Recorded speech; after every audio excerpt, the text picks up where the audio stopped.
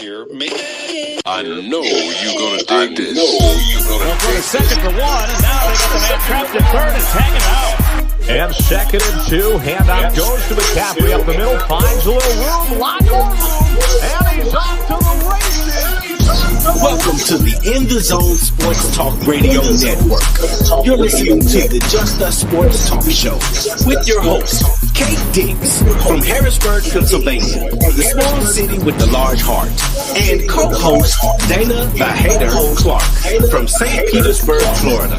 Also co-hosting, we have G-Dub from Austin, Texas, Murray E. Baskerville from Gotta Be More Careful, Baltimore, Maryland, and finally, they used to call him Pretty Ricky, but now they call him Coach Ricky from Charleston, South Carolina.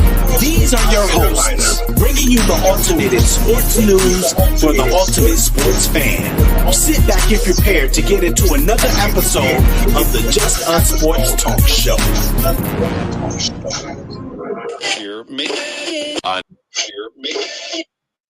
What up, everybody? How y'all doing out there today?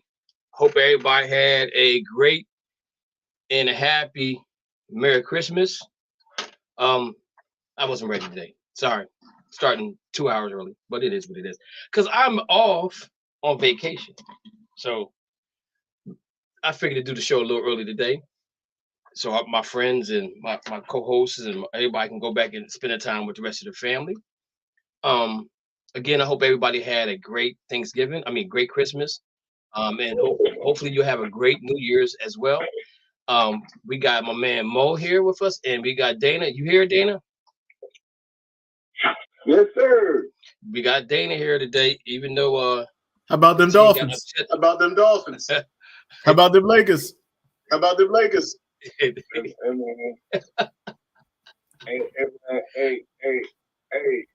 Y'all gonna find out why I'm the hater tonight. I hope God forgive me after this show. Your man Santa Claus. Hey. After this, y'all better get a minister, a rabbi, who's going on standby. We're gonna start calling him. We're gonna have to start calling him Buck Nasty. all right, guys.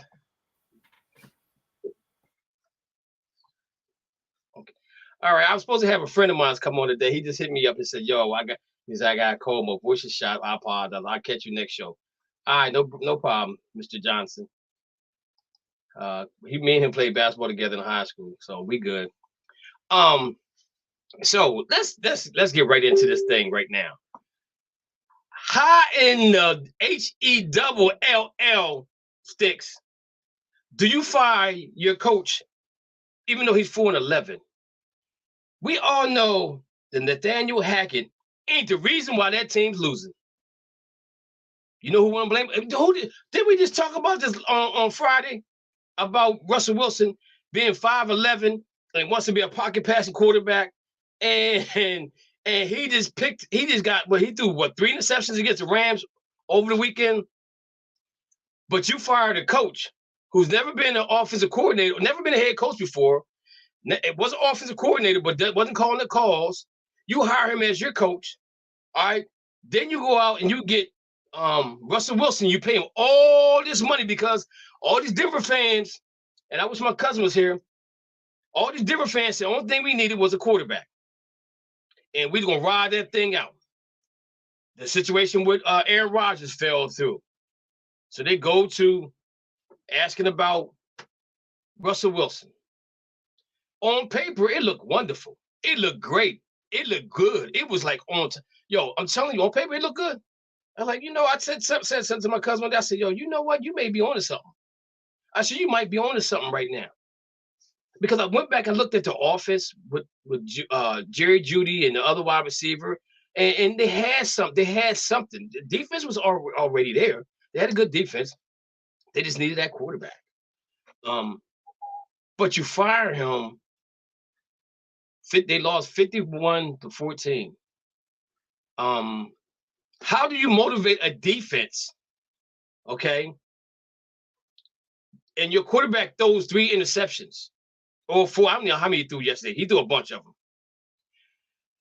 But then your defense wants to go to the dude's house and beat him up. They want to beat the quarterback up because he's not doing his job. Does that sound familiar? Didn't him and what they call Seattle's defense up there? The Legion of Doom? Legion of Boom. Legion of Boom. Boom. Didn't they want to do something to him at one point in time? After he got paid. Well, also after the Super Bowl. It was about him. That they lost. Okay, so are we seeing a pattern here, guys? Are we seeing a pattern? This is the first time in a long time I don't agree with the coach being fired. And I'm going to tell you why. I think they should have actually gave him some help as an offensive coordinator, let him be the head coach.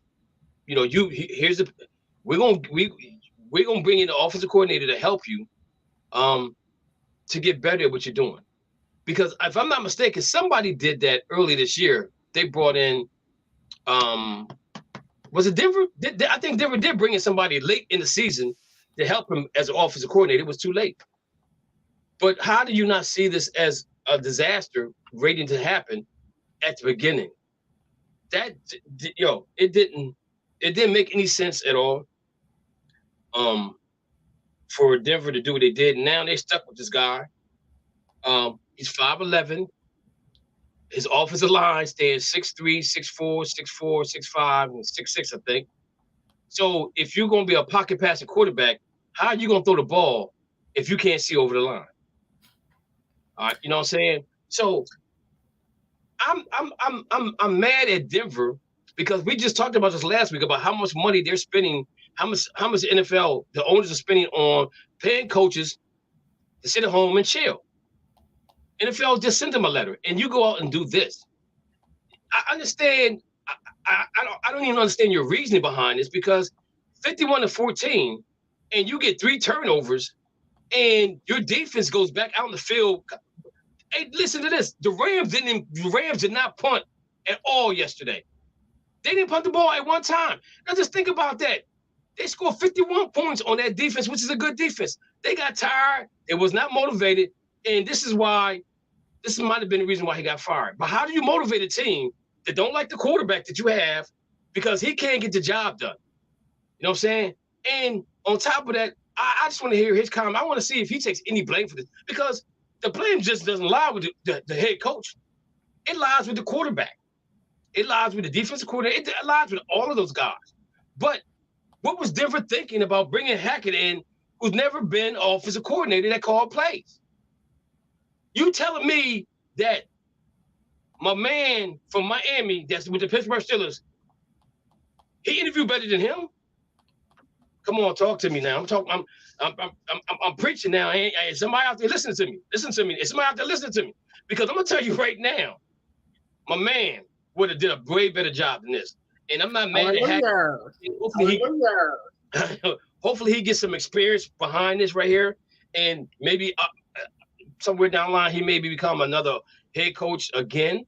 But again, I don't get it. I'm just trying to figure this thing out. When I saw it, when it came across the screen, I'm like, you know what? Yeah, this got Russell Wilson written all over it. Now the issue is who's going to be the next coach for that team? Because what's really attractive about the Denver Broncos? That's the only state in the country right now. I mean, only state in the country right now that's allowed to smoke weed all the time. California. You know what I'm saying? California. And we know California got nice weather. Denver, you wake up one morning snowing, next morning you wake up at 80 degrees. You don't even know how to dress up there. But I'm just saying, what's going to attract somebody to go to Denver and say, I can make this work? Now, if I'm the front office, I'm looking at Seattle Seahawks coaching staff. I'm looking at the offensive coordinator. I'm looking at the defensive coordinator. I'm looking to find somebody that can bring something that can help this team get better. Because anywhere else you go, anybody else you bring in there, everything's going to change offensively. They're going to tell Russell Wilson, look here, man, you're not a pocket quarterback. You have to roll out every now and then. As long as you roll out to the side you're supposed to roll out to, you're going to have block in there. Is he a little age? Is he a little up in the age? Yeah, he is.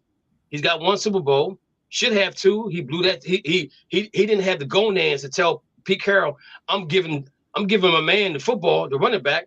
I'm giving him football so he can score a touchdown. He gonna be the MVP. But you throw an interception, and now you don't even win the game. And that's what you're not remembered for the Super Bowl you won. You remember for the Super Bowl that you lost because you didn't have enough gonads to switch the play up. You already was, as they say in the back of the days, you was already in the house. You wasn't the one sitting on the porch. You wasn't the one sitting in that old cabin. Y'all get my point. You was already in the house. So what they gonna do to you? What they gonna do to you? Dana, talk to me. Talk to me, Dana. What you thinking? What you thinking, Dana? Man, listen, man. We gotta stop acting like the NFL is madness. That you can get it offline, that you can go to the store and get the joystick and put the team in and put it on future mode and go to the Super Bowl every season. In my house, we don't even play easy. Like when I trained my nephews to play Madden, we never start on easy because you're never gonna learn. But anywho, they knew it. Listen, somebody in Seattle got a bad boy. Willing and dealing in Seattle. Like I heard today. If he was so good, you don't let a quarterback walk away like that. Mm-hmm. You don't let a Hall of Famer walk away like that. They knew something. They either didn't want him or they knew something. And they knew something. I told But you. I'm like this, man. We got to stop having the coach shouldn't have been fired, and Russell Wilson shouldn't be blamed. It's like starting over again. He learning new terminology. He had new teammates. And you know what makes it so hard? Like what makes it so hard on the fans and sometimes the teammates and sometimes the ownership. And he's a likable guy. And all that mixed in there, but they didn't know what I'm trying to get out. It just didn't work out on the field. It didn't work out on the field. The gumbo, something was missing from the gumbo. It was they didn't get that rule right. It was a gumbo that was missing from the gumbo. like he didn't stir that rule and bring the right seafood. Seafood was spoiled. Yeah, it because just. You didn't. I mean, it's terrible. I mean, when the backup, I watched that game yesterday, and when the backup quarterback got to protect you from the line, the offensive line, that's a problem. The backup quarterback was going off on the offensive line for messing with Russell Wilson. Come on, man. You can't tell me that ain't loyalty. But I know who happy. Who? Baker Mayfield resume just got woo. Yeah. He said yesterday was Christmas, right? Yeah. So Russell gave him a present. He definitely did do that. Hey, he gave him a present yesterday, folks. So all I'm trying to say is another man's trash is another man's going to do the job. But I think you got to be patient with Russ. Now, I don't think you should have been patient. I think you got to wait until next year to see what you have with Russell Wilson. I really do. So how you going to sit him the battle with a guy that ain't never been the battle? And the only reason he got that job because of the same thing he related to the hack. All hack. But you know what, Dana, though? He was related to that. The thing about it is, Dana, you got to realize they hired him in the 11th hour too, and they traded for Russell Wilson. That was late almost right before preseason, I think. Somewhere in that area, going into preseason or right after the draft, whatever it was. I know it was late in the year that they did make the trade. You know, because I think they were really betting on the trade of Aaron Rodgers coming there more so than anything else. And when they made that trade, and you got the guy as a coach who's basically never ran plays at all. He was the offensive coordinator by name, but never did it. You know what I'm saying? So you're right. That was Right. They needed to give it another year. But I think though, What's in LA, K? It's in LA, K. huh? They traded in March. March. So when did they? Okay, they traded from him in March. So when did they get Hackett? Was that prior to that, or was it after? No, they got Hackett first. Yeah. Right. They hired Hackett. So they got him in March, April, May, June, July. So he had 5 months to kind of understand what was going on. But again, guys, we know that when that type of trade happens, your offensive coordinator comes to you or your head coach says, okay, what plays that you like in Seattle that we can run here? Okay, we want to get your feet wet, but we want to get it wet in a way that you're comfortable with the offense that you're running. You know what I'm saying? So how many times have we heard them say, yo, I took this play from college and I brought it to the pros because this is a play I like to run. This is a play that it does whatever. You know what I'm saying? So there had to be some plays that they brought that Russell Wilson brought with him from Seattle to Denver. You know what I'm saying? But again, I don't agree with the firing of him right now. It just it sends a bad message to the players in Denver, for one.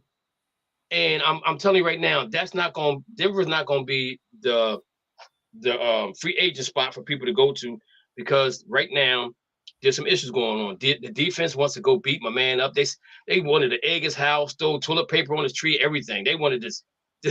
They wanted to get next to him. They just want to get next to him, boy. I'm telling you right now, that's how pissed off they were. You know what I'm saying? Mo, what's your thoughts on that before we move on? I take a different stance on that. So, I believe he deserved to be fired because, first of all, he didn't have a plan when it came to an offensive coordinator. So that's a big problem. When you're a head coach, you didn't have a plan. They didn't make you have a plan. But Brian Flores wasn't good enough, even though he had won his last 8 games and still got fired. Okay, we'll leave it at what it is.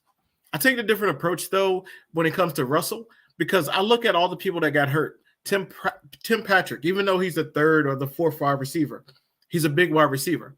That made a lot of big catches there. He got hurt in August and went on injured reserve. An offensive tackle, Casey Tucker. I don't know him. Don't know if he's a backup or anything. He went on injured reserve in August as well. Javonte Williams, main running back. Even though they had Melvin Gordon, Mr. Drops a lot, what they called him when they cut him. He went on. Javonte went on IR in October. Garrett Bowles, starting left tackle, went on IR. Ronald Darby, starting cornerback, went on IR on October 10th. And then you also go up. You see the center went on IR November the 8th. So you have so many injuries in this. Then you trade Bradley Chubb, the best defensive player they had for a first-round pick, to Miami. So they knew at that time period that they were giving up. So I get when you say you're giving up, but then when you lose 51-14 and you don't make a team punt when you have a great defense, even though I didn't see on here, I thought Justin Simmons was hurt too. They're all-pro safety. I thought he was hurt, but I don't even see that in here. But Randy Gregory got thrown out for next week's game because of what happened in the game. The whole thing about it is he lost the team. He either lost the team for not handling Russell, or he lost the team for not getting everybody to trust Russell. You can't make anybody change their mind. You can't get anybody to come to Denver because of that. You can't stay my coach because I got a problem with that. Go ahead. So now my question is this right here. When he got hired, okay, I'm gonna give you, for example, me, myself, I applied to coach the girls' varsity team and the boys' varsity team. I had one interview, right? So the athletic director said, "You got a coaching staff?" I said, "Nope."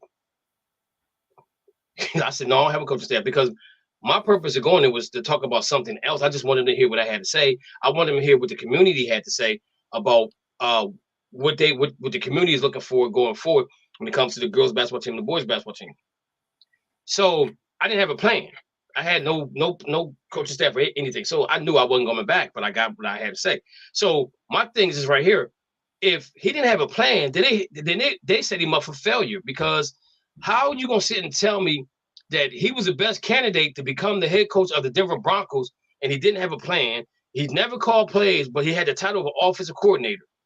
I got a problem with that. And I'm not even going to go into where that takes me to. That's a whole different That's a whole different can of worms that they really don't need, that the NFL really don't even want to deal with, because you had what's his name from Miami. He interviewed for the job. Flores. Right? Didn't he interview Flores interviewed for the job, okay, and didn't get it. And we don't know who else interviewed for the job and didn't get it. Now you're gonna tell me personally speaking, Flores was 0-7 last year, and they won 7 games in a row. They almost made the playoffs. 1-7. So 1-7. The Braves 1-7, and they almost made the playoffs. So you can't sit and tell me he don't know how to motivate football players? Stop with the nonsense. And we're not even gonna go there. I'm not going there with that situation, but I just want to get that. I want to bring that out there. We ain't as dumb as you think we look. You know what I'm saying? So again, they hired the wrong person. You know, but I get your point as far as him not being prepared. But why would Denver go and do that and then bring Russell Wilson in there if they knew that this wasn't a match made in heaven? That's the part that gets me. I don't understand. And when they traded Chubbs, then you knew it was a done deal. And they was like, "Oh, we're giving up on the season." And if you think about it, even in the first 2 or 3 games, they scored 11 points and 15 points because the offense was just that stagnant. But again, Sean McVay came out and said, none of my starting offense, skill players, defensive players, they're not going to play during the preseason. Okay, and I think sometimes you gotta let them play to get that rust off of them, because you don't want the first game of the season to be the first game they play. You know what I'm saying? I know they do a little tackling here and there, but I don't agree with his philosophy. But now everybody in the NFL has took on that same philosophy as Sean McVay has done, as far as the starters playing during the preseason. You know, most of them are, he's not playing. He's not going to play. We're not going to play this guy. We're not going to play that guy. We're not going to play that guy. You know what I'm saying? I think majority of the teams in the NFL has taken on that concept. But again, that's a different team, but the concept is pretty much the same. So I'm saying to myself, if I'm Russell Wilson, I gotta get as many reps as I possibly can get. I'm telling the guys, yo, let's go to Hawaii. Let's go to Hawaii and work out together. We got good weather. You ain't got to worry about snow, rain, sleet, whatever. Let's go out there and let's run some patterns. Let's do some things together as a team so that we can build this camaraderie, so that we can be a better team going forward. Because you go to your 2 week or what is it, 2 weeks, whatever they do during the season, that's not enough time. You know what I'm saying? Because now you're trying to implement your rookies in there, your free agents in there, trying to get all that going on. So I think that he went about it the wrong way, and I wouldn't be surprised if Russell does this offseason. With his wide receivers that he's gonna get, because they got some good wide receivers. You know, injuries do play a part. You know what I'm saying? Because if you look at the Rams, they've had a different offensive line every game this year, and they're gonna have a different offensive line again next week, because one of the offensive linemen got kicked out for whatever would happen at the end of the game with Denver, so he's not gonna be able to play. So now you got week 17, you got new different offensive line. So I think, though, going forward, though, in NFL, you want to have that A team, but you want to have that A- team ready too, because of all the injuries that everybody's getting. So we'll see where that goes. Any other comments, guys, before we move on? I think they just fixed the problem. That's what I was going to finish. Wait, go ahead, Mo. I was going to finish what they made from the start. He never should have been hired. Okay. And Dana, what was you going to say? I said, Merry Christmas, Baker Mayfield. That's what you get for dissing Brian Flores. Hey, don't forget Cam Akers scored 3 touchdowns too. So he had a rebirth as well. Yeah, he did. But it gets a team that didn't care no more. So it's that's false pretenses, really. So I'm gonna skip over something else, but I want to go to something. I think the fans in the NFL, I'm a diehard Boston Celtics fan, right? I'm older, so I'm never going to speak about a player's family, no matter what. Okay, no matter what. I don't know who's alive, who ain't alive, whatever the case may be. I'm not that type of dude. I love sports. I'm in love with sports, but I'm not that dude that's going to go on Twitter and all these other social media and talk about people's family. This Eagle fan did this to Dak Prescott, and I don't know who he is, but if I was Dak, I would go find him. You know what I'm saying? Because the stuff that you put on Twitter, if even though you may think it's funny, it's not funny when you talk about somebody's family. You know, and I don't know if Dak's parents are still alive. I know his brother passed away from suicide or something like that. And that's probably still weighs on his heart about his brother. Okay. But to go on social media and talk about people's family, that's wrong. I'm sorry. They need to block people like that because it's not that serious. Sports is not that serious. As an Eagle fan, you'll get mad at Dak for doing his job. Get mad at all the turnovers y'all had yesterday or Saturday against the Cowboys. That's what you can blame it on, the turnovers. Don't get mad at Dak for doing his job and winning the game. And I'm not a Cowboy fan at all, but I'm going to tell you like this. I don't appreciate nobody talking about nobody's family in the manner they were doing. That's totally wrong. That's disrespectful. Keep it to the sports level, and we're good. Because I'm telling you right now what's going to be happening. They're going to get sued for the stuff they say about somebody, and that's going to stop everybody from getting on there acting a plumb fool on Twitter, talking about I hope something happened to your mom and hope something happened to your dad. The same thing that happened to your brother. Hope happens to them. Come on, man. Stop with this. That's a bunch of bullshit, for real. Excuse my French, but that's bullshit. You know what I'm saying? And you need to stop it. You definitely need to stop that kind of stuff right there. Talk about the man's football game. You know what I'm saying? Talk about his hairline maybe receding, back behind his helmet. That's because he takes showers all the time. If you know about that, that's how, that's what happens. If you want to talk about his pinky or whatever, that's fine. But don't talk about the man's family. Any comments, concerns, guys? Any comments, concerns right now on that topic? Oh, man. Okay. Dak, I say you hunt him down and take him out. Okay, so let's go move on. Sean Payton, assembling his coaching staff, includes a top defensive coordinator, which is who is it? Fangino is the dude he's looking at as a defensive coordinator. Now, the question to you guys out here, and I'm gonna tell you where I think he's gonna go. Yes. Let me look at something real quick. Let me look at the standings. San Diego. I'm gonna let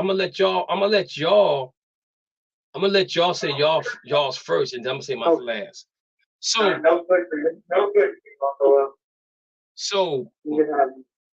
we got. I think we got Lou on the line. Lou, is that you? We do. Okay, Lou. Okay, Sean Payton. Where do you think he ends up going as a head coach next year if he comes back? If he comes back? Yes. Well, I did say that there were some offers next year. I think Denver might be in the process of losing for one, too. You think he's going to go to Denver? Maybe they can try to team around. Okay. So what makes you think Denver would be an attractive place for Sean Payton to go to? Well, it's hard to, but, they have a vacancy open, and I think maybe that's going to help their team because they certainly can't do anything worse than what they're doing now. Okay. Daniel? What a disaster. Daniel, who you got? I got Sean Payton going nowhere. Okay. Because he's not the job that he's wanting to get. I think they're gonna give that guy a pass if the Chargers beat the Colts tonight. So you think make the playoffs? So that's gonna save his job. So I think he goes no place. So, but you think that Chargers will be where he wants to go? He already said that that's the only place he want to go. Oh, I didn't hear that. Mo? Mm-hmm. Two places. I think Denver fired their coach early because they can get a coach now before everybody starts looking in the offseason. So it makes sense for Denver to do it. Other team did that as well. Indiana. Indianapolis has the worst division in the NFL right now. So if you think about it, if you go to Denver, the problem you got to do is you got to play Kansas City twice. You got to play the Chargers twice. You also got to play the Raiders twice. Who you got to play in the AFC South though?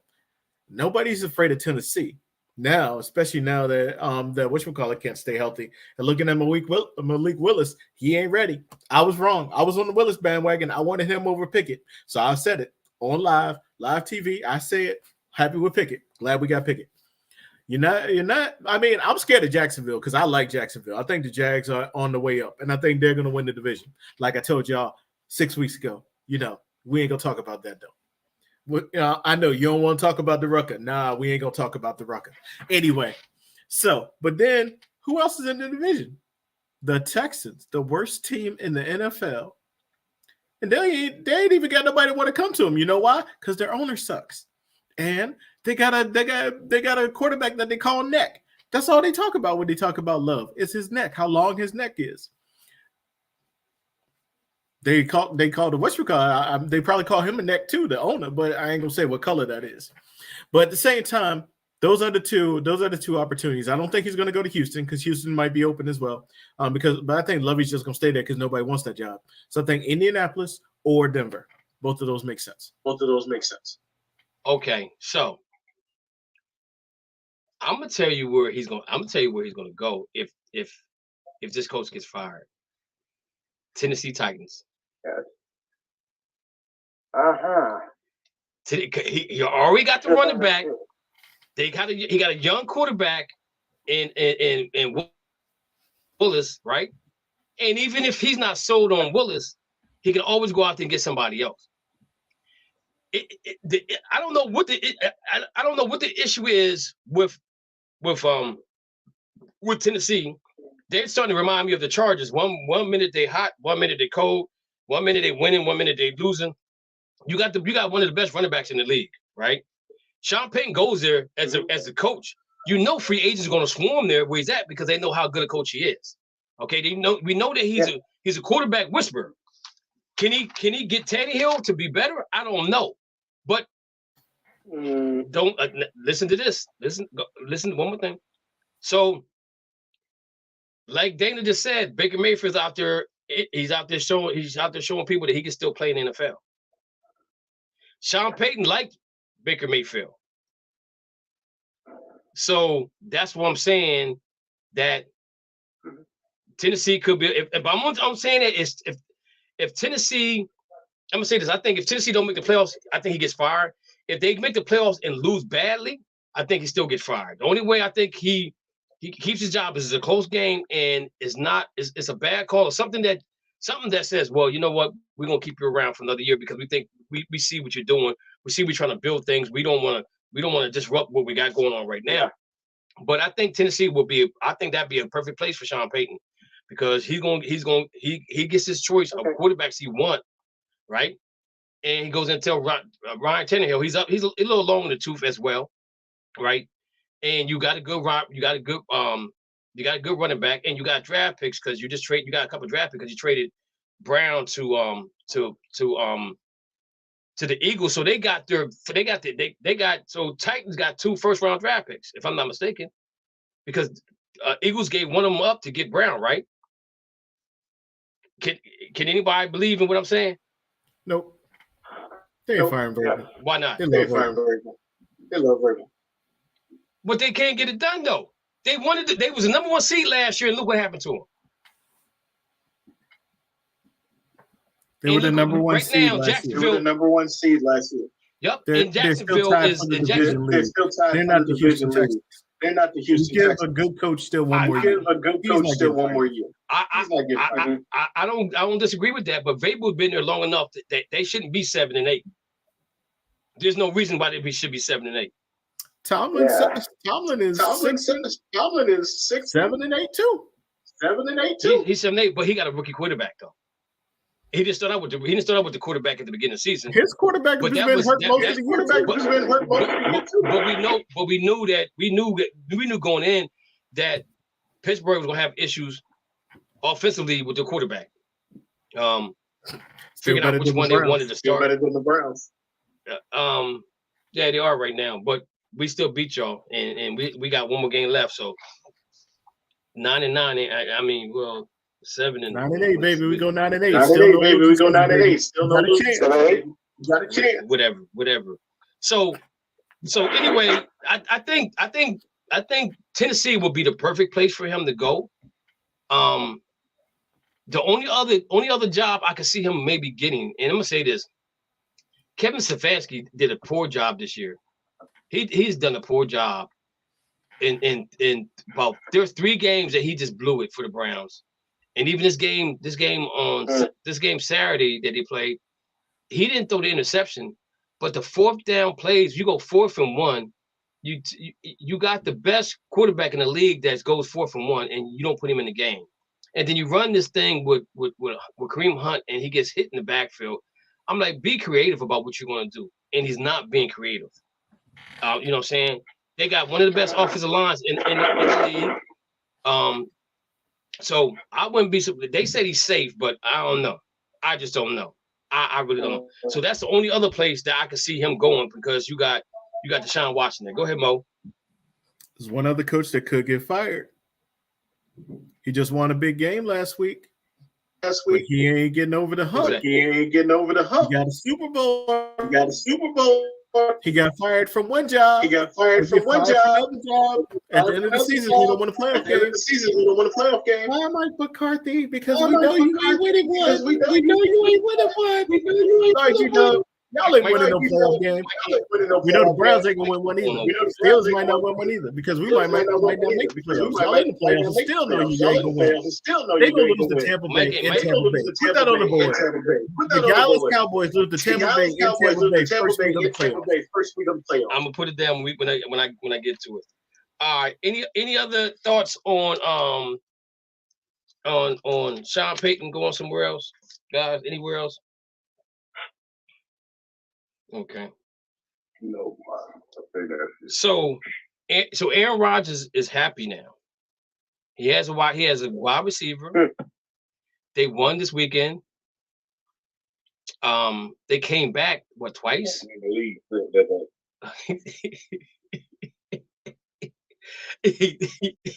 gotta Who did they play? I heard they played 2 animals. All right, so Dana, go ahead. And a penguin. Dana, you got go ahead with your soapbox moment. Let's go ahead. Let's hear it. Let's hear the soapbox. Cam get security and Jesus and everybody ready. We're ready. NFL is rigged. I don't care what nobody's rigged.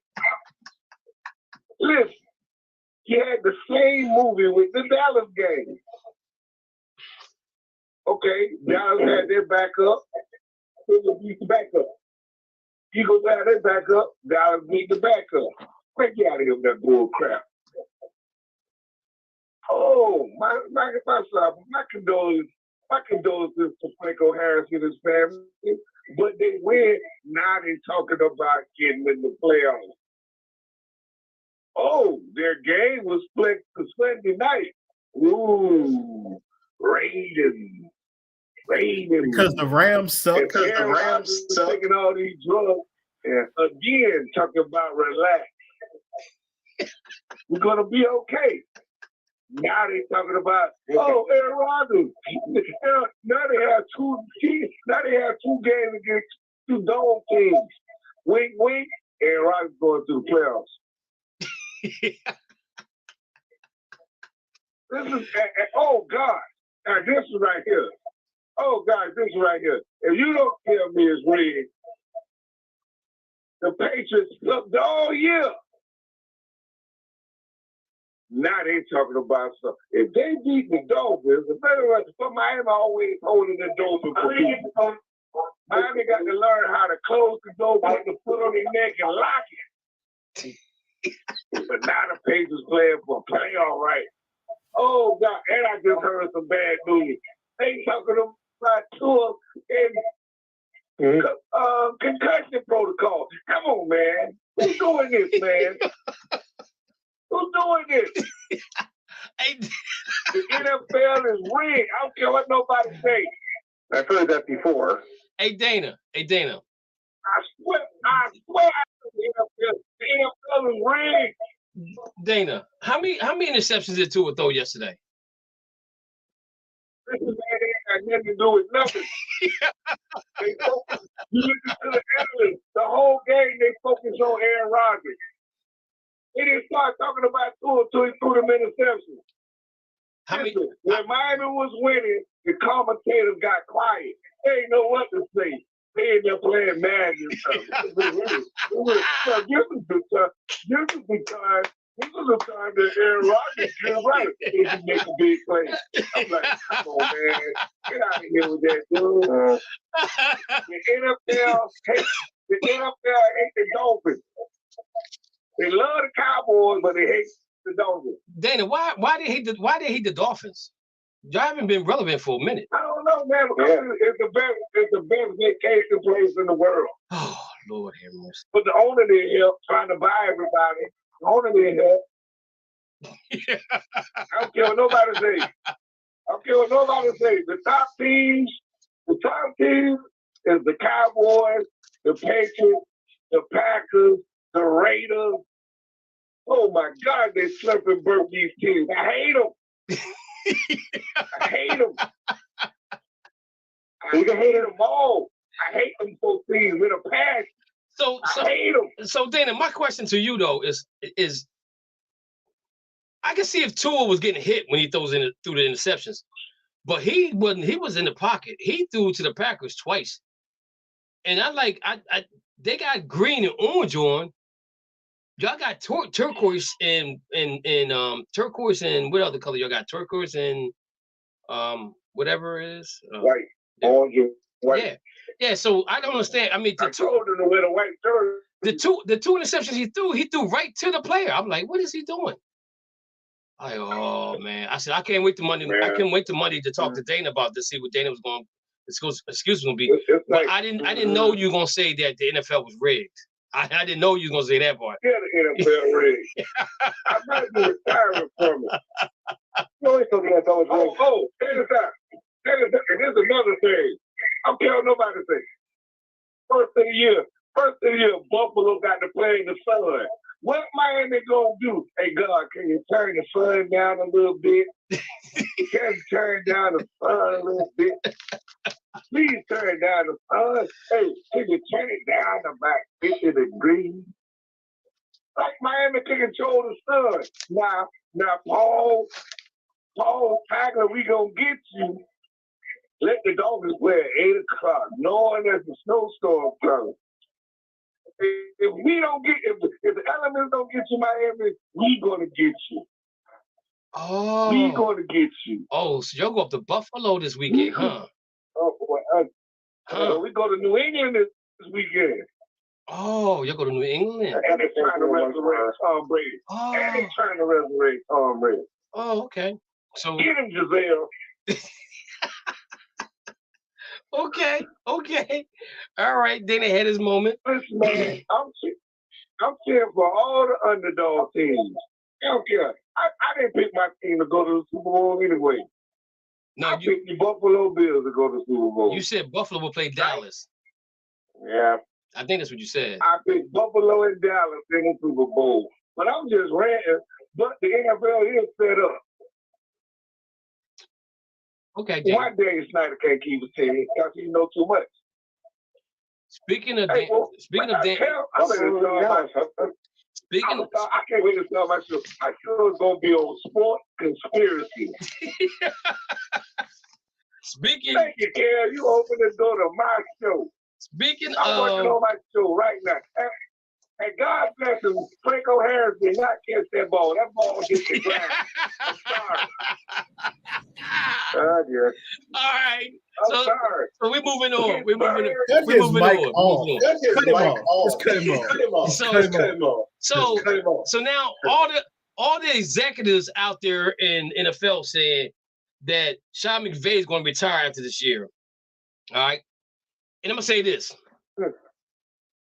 Would you retire? You won a Super Bowl. You lost Super Bowl. You won a Super Bowl, and you have a team that's been decimated by injuries this whole year. You're playing with backup to the backup quarterback. You playing with backup to the backup wide receivers. The offensive line is the backup to the backup. You got guys coming off the street in LA, suiting up uniforms and everything like that. The only thing that's been consistent probably is on the other side of the ball, defense. If you leaving, you ain't leaving your team like that. You gonna still stay, and if you're gonna try to fix this thing, You're going to try to fix it again. Just prove to them that he can do it without the draft picks that he don't have. Without no top free agents coming in because they don't have no money, right? They they have a little bit of money coming back to him this year, coming back. But I don't understand why they want him to leave LA, right? But if he retires, he's still got a contract, so he's not going to be able to go anywhere else and coach. Okay. And from what I was told from a friend of mine out in LA, they said when he does retire, he's going up to the front office. He's not. They're keeping him. They said because his mind is.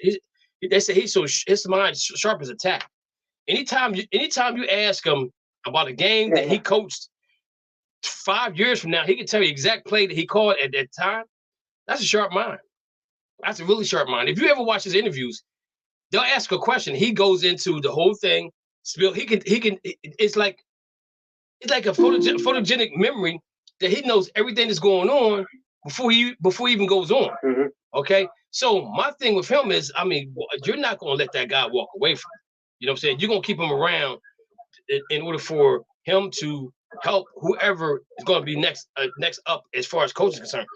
Do you guys think if you're Sean McVay and you're 5 whatever, what's the record? 5-10 or 5-11? I don't even know what the Rams record is. They're 5-10 right now. Would you, if you as a head coach, would you leave your team like that, or would you come back and try to rebuild that team? Lou, what's your thoughts on Sean McVay?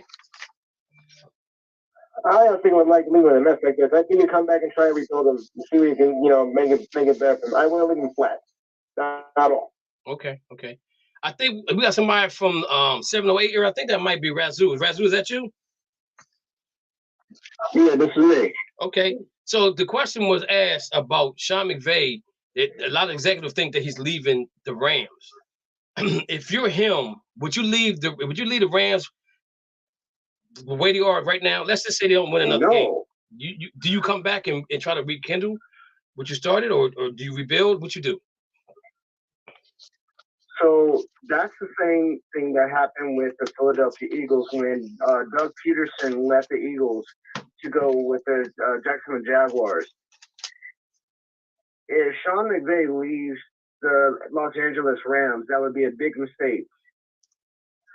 He built a legacy with this team, and to leave this legacy it's the biggest mistake that you could ever made. Mm-hmm. Okay. You have a great quarterback. I'm sorry. Go ahead. We listening. Were you speaking? No, we listening. Okay, you have built a legacy with Matthew Stafford, and now you got Baker Mayfield. Now Baker Mayfield is producing at a higher level than Matthew Stafford. So Matthew Stafford is retiring at the end of the year. You can improve Baker Mayfield's mechanics over the next 5 years. Hey, and then you put a supporting. Oh, go ahead. Matthew Stafford said he's not leaving. He's not retiring. And we also got to clarify. And we also got to clarify. From the Eagles, he didn't leave. He didn't leave. He got fired. He got fired. Okay, I apologize. No problem. But go ahead. No, we're listening. Go ahead. Oh, but one thing you don't do is leave an organization after your previous Super Bowl run and winning the championship. And then you go off seek another occupation. You gotta try for the next year. I agree. You just can't just go, one and done. I have to agree with you. Dana, what's your thoughts? I knew Sean McVay not going to well. Injuries slowed him down. Like you said, that brain key wrote, he'll come up with some creative way to get the Rams back talking. He just took a year off, brother. Let's go. He just took a year off. He's just playing football now. Now he's going to go back to the drawing board with time ball and come back with a bigger player for the Rams. And then everybody going to hate the Rams again. Mo, what's your thoughts? Where the money reside, where the money reside, because the man is being paid $15 to $18 million. He ain't walking away from that. It's as simple as that. It's common economics. He's the highest paid coach in the NFL. Why are you going to walk away from that?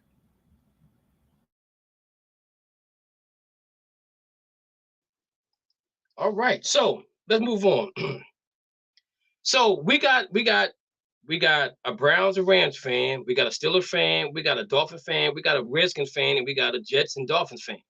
So since we got a Jets fan on here, that's you said a Commodores fan? A Jets fan. Commodores fan? Yeah, we got a Commodore fan. Mo, Rasul. What I say? I said Washington. No, I said Commodores to throw you off.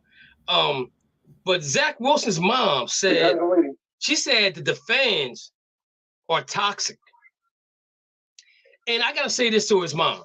That they are. The Jets, to me, the Jets has one of the most faithful fans ever. Anytime you live in New York and you go to a game in that cold weather, you sit out there cheer for that team, regardless of they're winning or losing, that's not toxic. Okay. The Jets are if anybody will agree or disagree with me, I think the Jets are going in the right direction. Now, do I think Zach Wilson is the quarterback for them? No. He's too high on the horse for himself. Okay. So, Mom, I'm here to tell you that they're not toxic. They're some of the most faithful fans in the NFL, and the Jets have not been irrelevant since Sanchez was the quarterback, and we know how long ago that was, right? And that's been a while, and they've been through multiple quarterbacks since then. So I don't like when somebody says something about the fans like that, because if you don't live there, then you don't know. If you go to New York right now, you're gonna see people wearing Jets, Giants, Knicks, gear, hockey gear. You see that more than you see anything. You might not. You'll see Brooklyn Nets stuff because now they're relevant. But before, you couldn't find nobody wearing no Nets stuff. Yeah. You know what I'm saying? I only know 2 Nets fans. Yeah. You know what I'm saying? But again, I think because your son's struggling is why you're gonna call the fans toxic. Did they talk about you?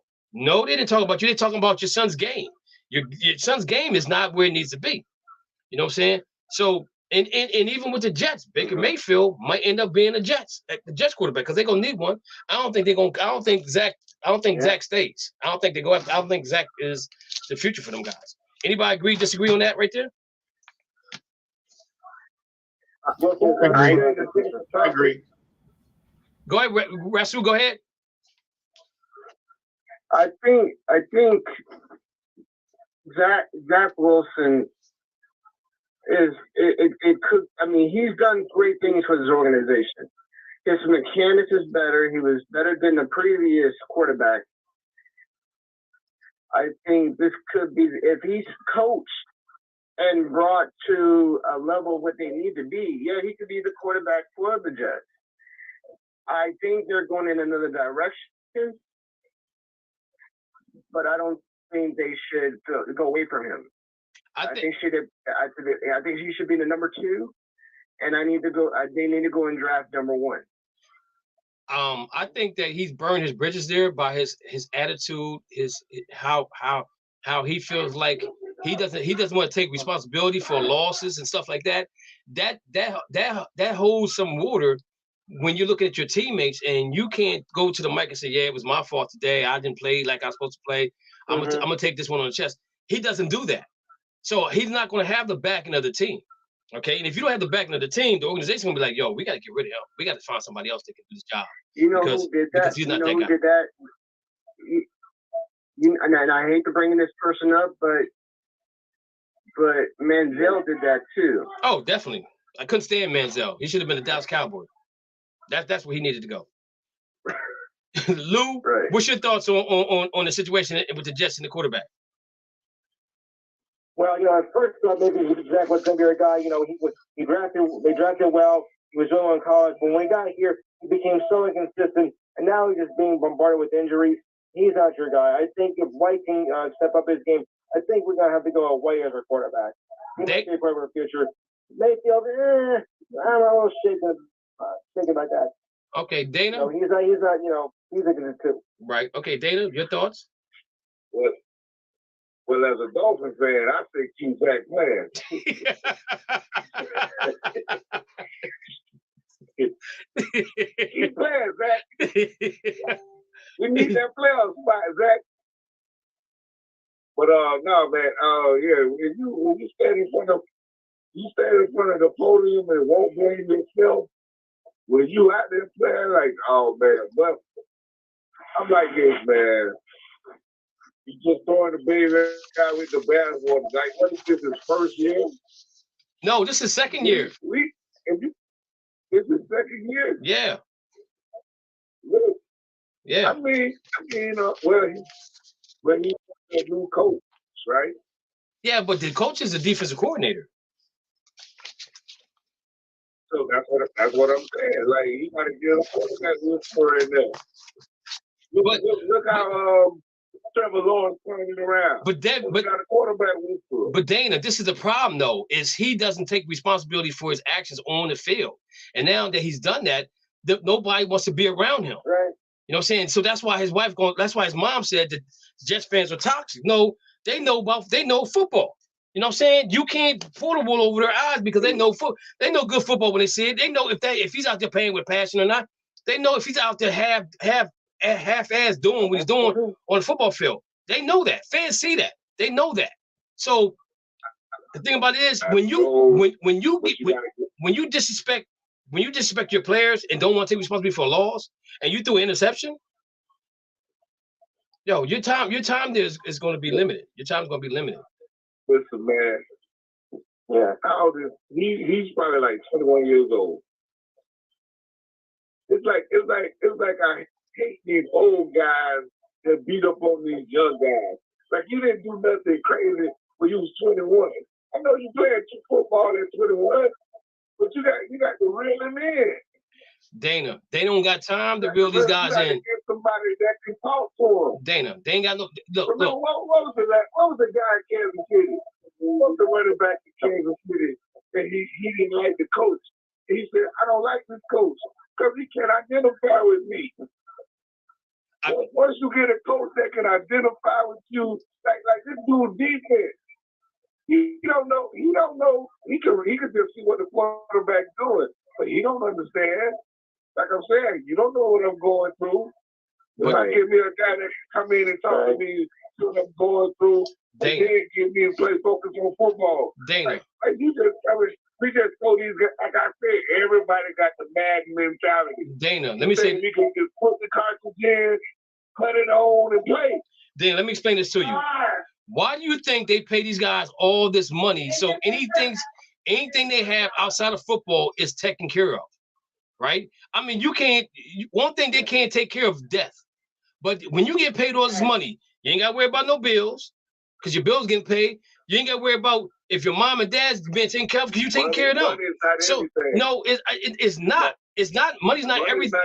Money's not everything. You're right. But the thing about it is, it solves so many problems for these professional athletes that other things should not matter to them. When they go on that football field, they need him to be concentrating on the football field for the 4 hours he's out there. Okay. And then once the 4 hours over, you got to sit down.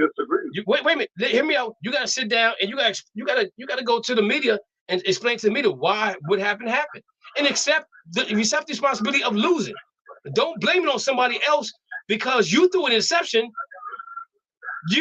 Because you threw the interception, you don't want to take fault for that.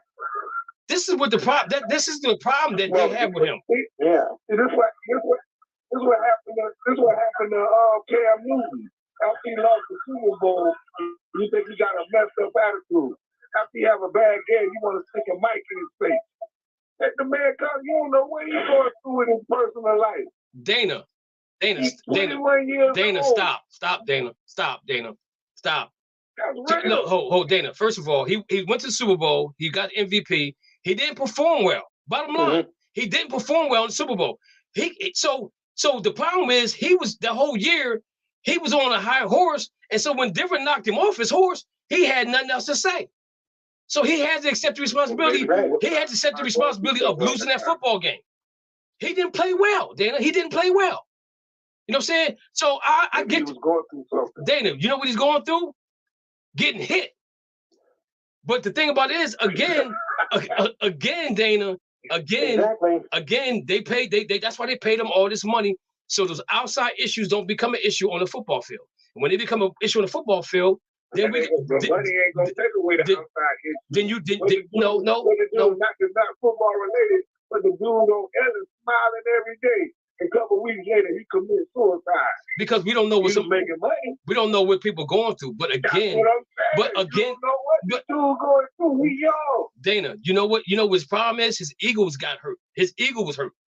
That's what his problem was. He's never been in a situation he's in now with the Jets, and that's why. And see, that's why everybody that goes. Then what college he go to? Alabama. BYU. He was a BYU. Zach. BYU. Yeah, you're right. BYU. So I'm gonna say this to you too. Everybody can't play in New York. That's the city that everybody can't play in. You know what I'm saying? And that was one of the issues when he first drafted him. That said, "Yo, can he be the guy to get this team where they need to go?" And he going to BYU, and that's a whole different story anyway. But it is what it is. But I get your point. I don't disagree with you, Dana. But the thing about it is that if they like to say more money, more problems. But the thing about it is, if they're paying you all that money, and the only thing you got to do is come out there every Saturday, every Monday, or every Thursday and perform at a high level. And if you lose, you lose. And accept responsibility of losing. Don't blame it on somebody else for your faults. Don't blame it. You get He didn't blame it on nobody. Yes, he did. Yes, he did. Said, no, not my fault. Exactly. But he threw the interception. He blamed it on the rest of the team. It's like this. Austin one couldn't guard the people. You know what? You're stupid. You're stupid. We're moving on. We're moving on. Oh, I ain't got no tape. I'm sorry. Go ahead. Go ahead with your take. You need to leave them older women alone. They drain you. Literally. That's the problem. But I want to say this one thing. Wait a minute, Dana, wait a minute. Go ahead, Mo. 6 Pro Bowl quarterbacks. All the quarterbacks in the AFC were first-round draft picks. You got your boy in Cincinnati. You got Joe Burrow. You got Patrick Mahomes, number 12 pick. Then you also got the number 7 pick. I think that's what Josh Allen was for Buffalo. NFC, totally different. You got 1 second-round quarterback, Jalen Hurts. You got a 4th-round quarterback, Kirk Cousins. You got another second-round quarterback. What's his name? Geno Smith. Who was he drafted by? The New York Jets. Should have given the brother the chance. That's on the Jets.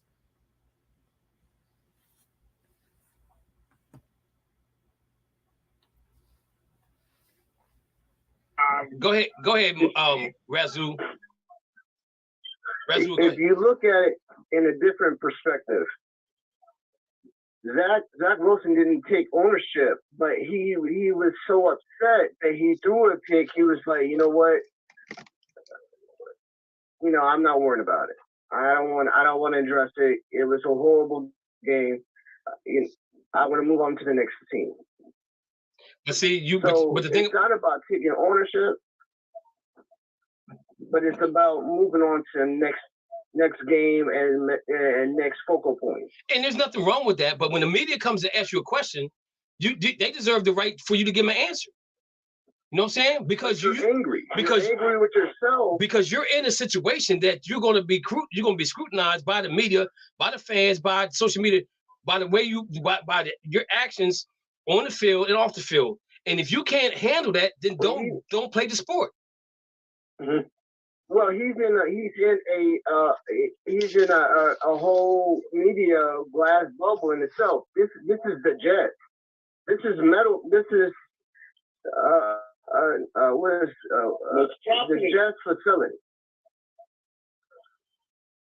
Now these are fans. These are very aggressive. Man, these are worse than a Philly fans. But you know what though? The thing about it is that if you look, if the Jets have, to me, they have some of the most faithful fans. Let's think about this. The Jets ain't been Super Bowl since what? Yeah. Since Joe Namath. They got to AFC. They got the AFC Championship with Sanchez, which was like another 20 years later.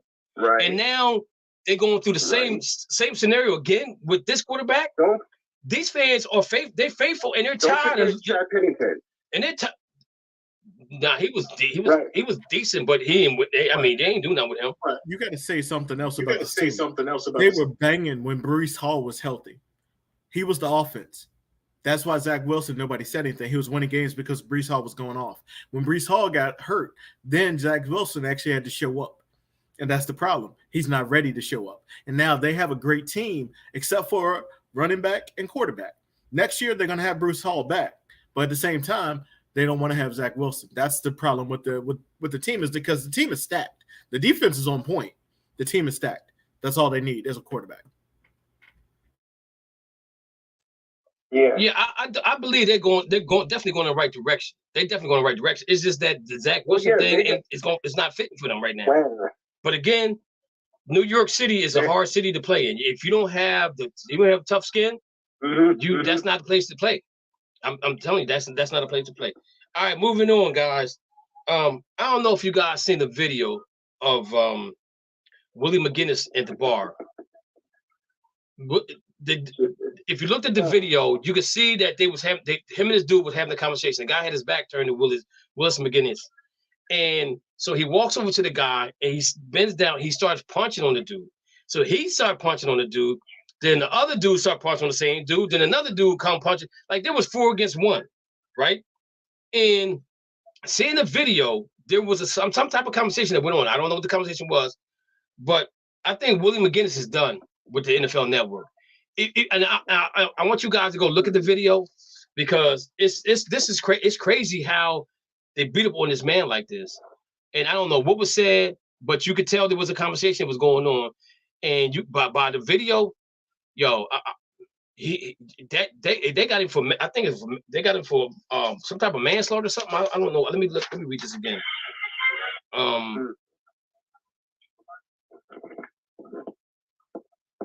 They said NFL Network has suspended veteran analyst and former star linebacker Willie McGinnis following his arrest for using a deadly weapon. Wow. So I don't know what the deadly weapon was. Oh yeah, he did. He hit him over the head with a. Then he hit him over the head with a bottle. Yep, you're right. I saw that part of it. So I just want to put that out there to you guys as well. Next thing coming up, we're not going to talk about him. We're going to talk about Bill O'Brien. Just a quick thing about Bill O'Brien emerging as an option for the Patriots offensive coordinator in 2023. So we talked about that. He's trying to fix that, bringing Bill O'Brien back. I don't know if Bill wants to come back after you've been a head coach and you're down in Alabama where it's nice and warm. Do you want to go back up to New England? I don't know if Bill wants to do that. Ronnie Harris thinks that Tom Brady will play for a new team in 2023. We've already discussed that before. Lamar Jackson expects to be the subject of many trade rumors this offseason, and we did talk about that. So let me read what we got here because Mo brought something to our attention. Baltimore Ravens star quarterback Lamar Jackson could be the top name available in 2023 free agency should he actually hit the open market. Of course, it's hard to envision a scenario where Jackson leaves the Ravens in 2023, and if that actually does happen, a trade is surely not a lot more likely as opposed to him hitting free agency market. In a new column of the Washington Post, NFL insider Jason LeCafferor explained that a trade could be the only option for Jackson and the Ravens. The Ravens will place exclusive rights franchise tag on Jackson early this season, projecting him to be in the neighborhood of $45 million fully guaranteed. And if the sides cannot come to a long-term deal by April, I'd be quite surprised if they did. Then prepare Lamar Jackson trade rumors to be full force as we head forward toward the next draft. So, Razoo, you're a Redskins fan. I mean, you're a Commanders fan. Mm-hmm. Y'all got draft picks. What y'all missing a quarter? Is the only thing y'all missing is a quarterback down there? Or what? What you thinking? I mean, if the opportunity is there, they should. But who are we going to give up for it? We can't give up one of our defensive players for him, because then there'll be another hole that we missed. Okay. So I don't think I see the price is too high. Okay. Mo, what's your thoughts, Mo? I don't care as long as you're out of Baltimore. Okay, all right, I'll be serious for a minute. I'm telling you, he needs to go somewhere else.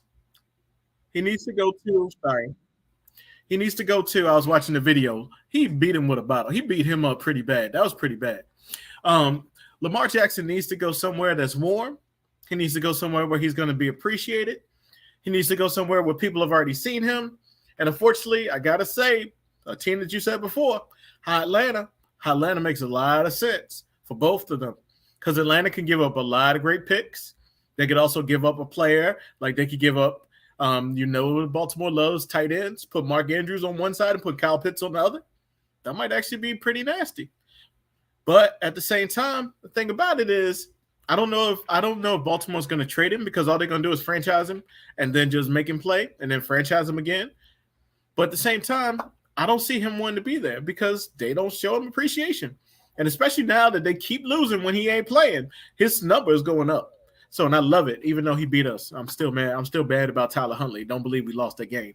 But we beat the Raiders. That's all that matters. And Franco caught the ball, Dana. So anyway, if you guys don't know it or not, but the Baltimore Ravens quarterback made the Pro Bowl. No, he's the fourth ultimate. He's the fourth ultimate. Yeah, but but you know the ones that already got there are probably not going, because one of them probably going to end up going to Super Bowl, so he probably going to end up going. Dana, what's your thoughts on Lamar Jackson in South Beach? You want him down there, baby, or what? What's going on, Dana? Talk to me. Yeah, man. There won't be no excuses for us or him. So you don't believe in Tua no more? Listen, man, I believe in Tua, but something's going on with the guy. Something going on with the guy. We probably just need to sit him down, make him back up, whatever. And did you get hit in the head too? And then you come back home on Christmas Day. Okay, it was cold here. It was cold for Florida. It was 40 degrees, 49 degrees. So that was kind of, I get it. But you don't throw 3 interceptions back to back to back to back. You're not the Bulls with interceptions, man. You're trying to win games. All right, so let me ask you a question, though. Let me ask you a question. If he's on protocol for concussion, they didn't see that during the latter part of the game? Oh no, I just read that a few minutes ago. Yeah, I saw it too. That's disturbing to me, because I don't think Tua should have been playing at all after what he went through earlier in the season. And once you get a concussion, they can come back more regular now than they were before. And I feel sorry for the young man. But yeah. I think Lamar would fit good in with Miami. I would say this: if Lamar were to go to the Miami Dolphins, they would probably be picked to probably almost win that division. I would have to say, with the defense that Miami has and the offensive weapons they have, oh my Lord, can you imagine that? Oh, him with Tyreek Hill and Waddle. Yo. Oh my Lord. Yeah. Woo. Tyreek Hill. Woo. That would be amazing. Would you say, Mo? I just want to see a race between the three of them. That would be crazy. Think about the option with wide receivers. You put Waddle on one side, you put him on the other side. They also receive motion. You put all four on the line. Listen, Waddle blew him out. Waddle blew who out? Tyreek Hill. They raced. They raced in training camp. Okay. All right. So let's move on. We talked about the Bears, and who else was it that didn't have nobody in the Pro Bowl? And so Eddie Jackson deleted his tweet questioning why TJ Watt was selected to the Pro Bowl. Remember we talked about that, Mo? And he felt like he should have deserved to get in there. So maybe he might get in there. You know what I'm saying? That's where we talked about that. And you said TJ Watt shouldn't have been one.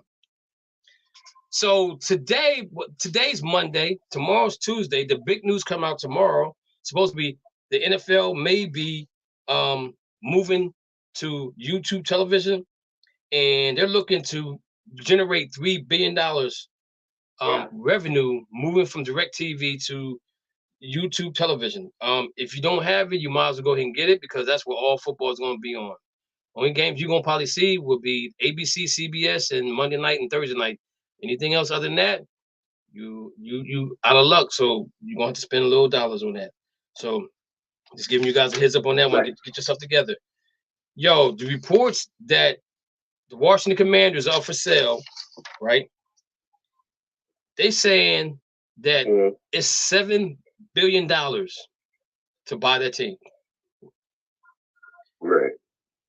And I'm gonna say this.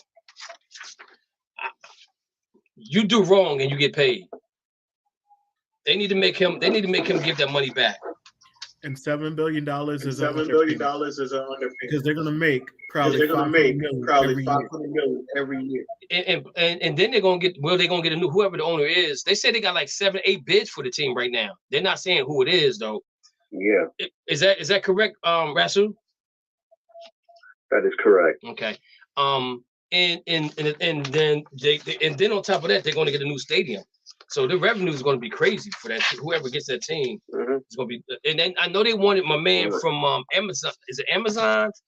Was it? I think his name. Jeff Bezos. Yep, his name. It came up, but Bezos he doesn't really want to get involved in sports like that.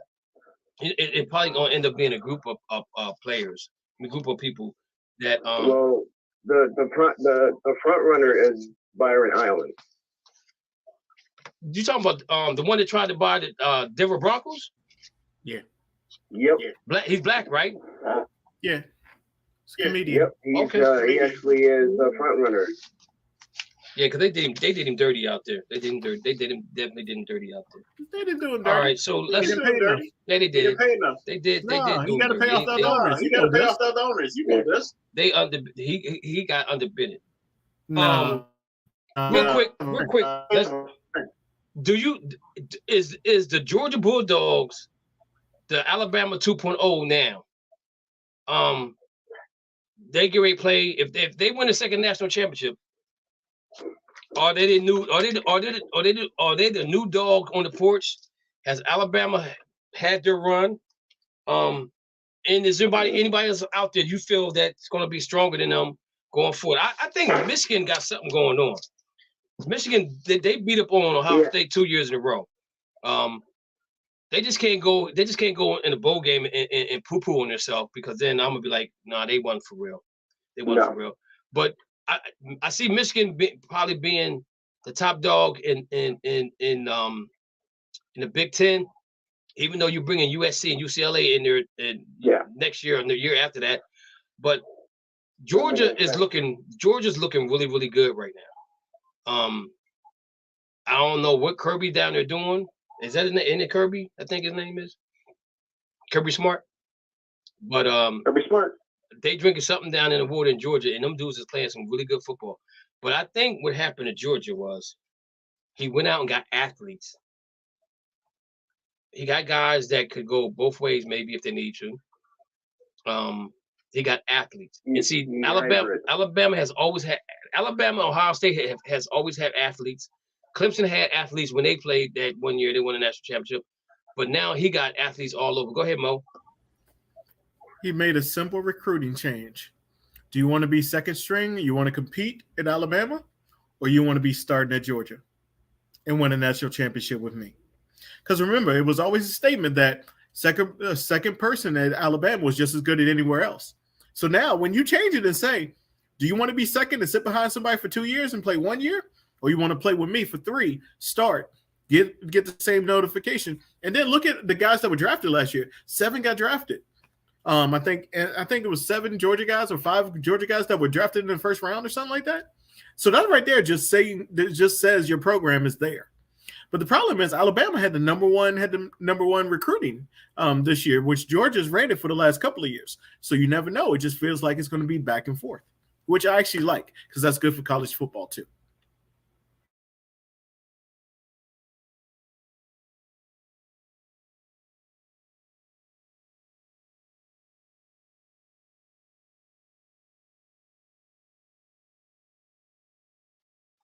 Any other comments on Georgia being the big dog in NCAA football right now?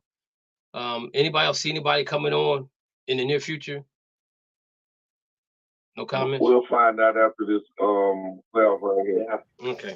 I got one for you. I got one for you. Who? Put it on the board. TCU. Put it on the board. Michigan. TCU, Michigan. What about TCU? I think you already got that up there. TCU beats Michigan. TCU beats Michigan. Oh, Dana got TCU. Okay. Mo. Right. TCU beats. Somebody say Mo Drake. I don't trust either one of them hardballs. Okay. All right, so we got that up on board. All right, so moving on. We had football yesterday. We had basketball yesterday. Needless to say, I was mad because the Rams were playing when the Celtics was on. So I was trying to go back and forth. And after seeing the score, I didn't even record the game. I wanted to record the game. I thought I recorded the game so I could watch it today. But I watched the Boston Celtics play against the Milwaukee Bucks. I watched the New York Knicks play against the Philadelphia 76ers. I watched the Lakers play against who did the Lakers play? Doesn't matter. Dallas. And I didn't get a chance to watch the Denver Nuggets game, but no, we didn't. But I'm gonna say this: Nikola Jokic, yo, he reminds me of Larry Bird, with a 3-point shot. It looks so easy to him, man. It looks so No. I'm saying, but as easy as he makes it, though, Mo, his shots look so easy. It makes it look so easy. And he does. And on top of this, if he wins the MVP again this year, that'll be 3 years in a row. Who was the last person that won 3 in a row? Larry Bird.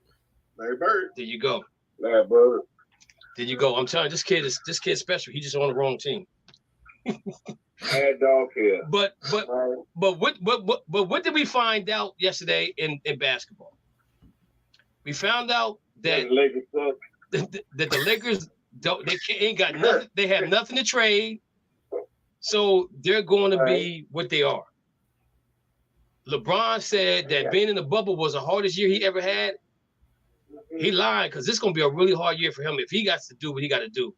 And I don't think he's going to get the scoring title this year because he's going to have to play so much to try to get them in the playing game. That he'll probably get it next year. What I found out about the New York Knicks is I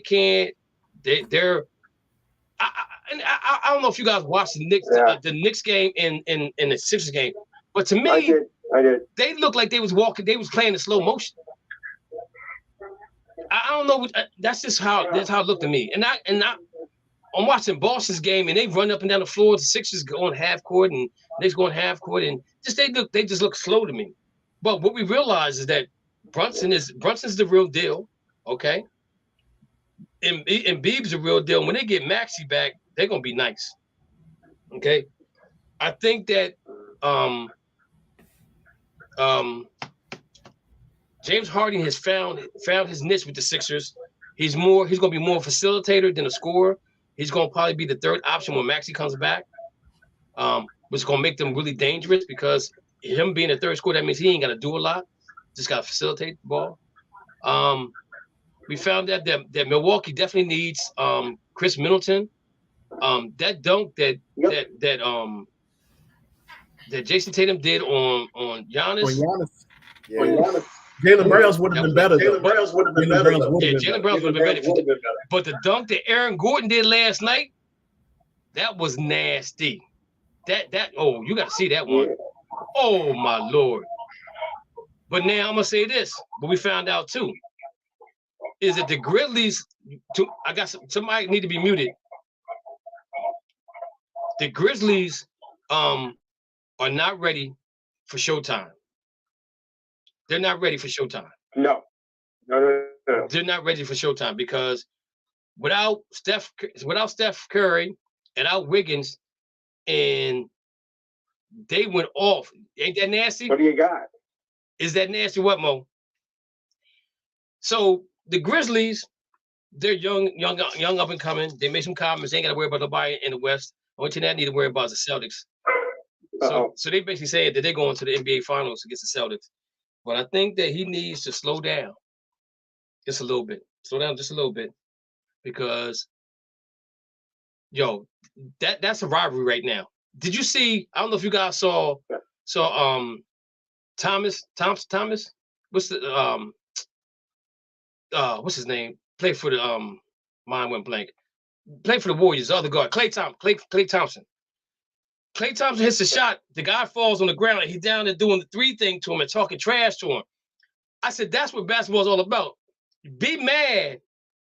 I want Memphis to get mad. I want Memphis to be mad about this and come back and play harder next time around when they play the Golden State Warriors.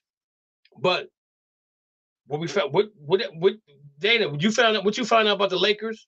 You said what was wrong with the Lakers? Dana, you out there? Oh, I found out the Lakers suck. Okay. And Lou, what did you realize about your New York Knicks? They can't seem to hold the lead, no matter how big it is.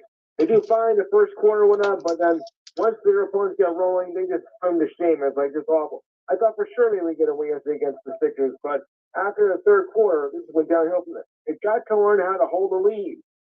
Okay, Mo, what you found out about the Celtics? When we turn it on, nobody can match us. If we play at our highest level, the ceiling is the roof, baby. The ceiling is the roof. Seriously, Tatum and Brown could both be Jordan when they want to be. And that's a quote from Michael Jordan. The ceiling is the roof. So Mo, what did you see yesterday in that game that said these guys are ready? They both wanted to dunk on Giannis. Tatum did it. Okay. Brown tried it. Brown tried it. Brown has dunked on Giannis a couple of times. Horford has dunked on Giannis. I'm waiting for Marcus Smart to dunk on him. That's what I'm waiting for. And I hope he get a tech after. Because I hope he just stare at him and say, yeah. That's everybody wanted to go with Giannis. When he got on them, they didn't have the ball. They were not scared. They were not scared. I like that. Yeah, you're right. You're right. They were trying to prove a point. They were trying to make a point to them. Point to them. Yeah, so right now, because they're like, no, we are better than Giannis. That's what they want to say. So the New York Knicks, Lou, they have some interest in Tobias Harris. They're saying here two basic Knicks reportedly have an internal discussion about Tobias Harris trade. 2 basic facts about free agency tied into the latest rumor. 1, NBA front offices internally discuss a lot of players. It's a core part of preparing for it eventually. 2, the Knicks are always going to be tied to major moves. That brings us to the latest report. The Knicks have had internal discussions about Tobias Harris trade. The Knicks had talked internally about the idea of acquiring Tobias Harris via trade before their winning streak started. Tom Thibodeau spoke highly of him before the game, so that's one name to keep an eye on. Harris could help the Knicks. He's a solid scorer, wing, creates his own shot, finishes well throughout contact, is shooting 40% from the 3 and a solid defender. He's consistently an average 16 points, 6 rebounds. But there are a few reasons the trade does not make sense for the New York Knicks or likely Philadelphia. First, if the Knicks are saving the trade assets to go to swings as part of a franchise changing, they wouldn't throw all their assets at Donovan Mitchell why are they going to after Harris? Right. He's a solid player, but also he'll be the third and fourth best option on the contender. He's not the level of a player the Knicks need. Second, Harris is a score first combo forward, which the Knicks already have, and Julius Randle and R.J. Barrett. While we can talk about how far New York can go with the pair of 3 and 4s, is Harris as much an upgrade. Harris makes a lot more money, and I think that's the reason why it doesn't really happen. But the big name out there right now is what's going on in Atlanta. Trae Young quietly saying he wants out of there. And I'm gonna say this to you guys about Trae Young. When he was at Oklahoma, and I said, yo, I think he'll be a role player when he gets to the NBA, but he learned how to shoot. But his biggest issue is Trae Young doesn't play no defense, none whatsoever, and that's his downfall. And I think if he plays defense, he'll be a lot better player than what he is right now, because that defense motivates your offense, you know. And I remember him last year saying that he said, we're bored during the season. We wait for the playoffs, and he got in the playoffs and got smacked around. You can't be bored during the season, because you gotta play.